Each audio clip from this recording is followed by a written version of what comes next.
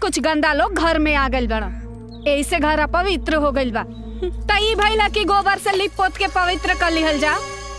हाँ दीदी, और ये गोबर तो दवाई के भी काम करेला ना।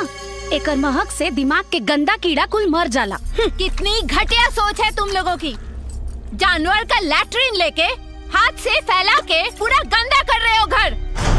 तुमसे तो बात करने में भी घिन आ रही है, जाहिल कहीं की। बड़ी आई बताने वाली। जा जल्दी से जा। अब तुमके तो हम बतावतानी कि गोबर का चीज होखेला। चुनमोन,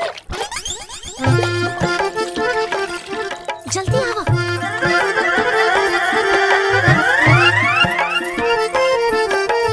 चलो चलो।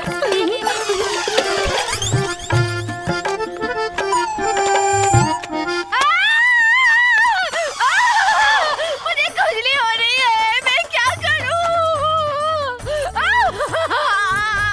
पानी। अरे बहना, क्या हुआ बहना? मुझे खुजली कुछ हो नहीं, रही पुलिस है। पुलिस बुलाओ, पुलिस बुलाओ। मैं क्या करूं? कॉल नहीं लग रहा। एम्बुलेंस एम्बुलेंस मंगाओ। और क्या हुआ बहना? मुझे खुजली हो अरे रही फायर है। ब्रिगेड को फोन लगाओ यार। तुम्हें मजाक सूझ रहा है।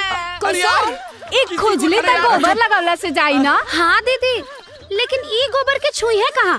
गोबर तो जानवर के लैट्रिन होला, गंदा होखेला ना। अरे यार, बहना नो, बहना नो, बहना नो, बहना पॉटी, बहना पॉटी, जानवर का टट्टी बहना, पॉटी बहना, टट्टी, आई मीन जानवर का टट्टी बहना।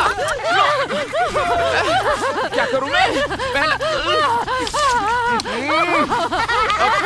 चुप, अबे चुप। अरे बहना नो, डोंट डू दिस बहना। अरे अबे हट में, अबे बहना, बहना ये रोक लो बहना। सब ठीक है बहना?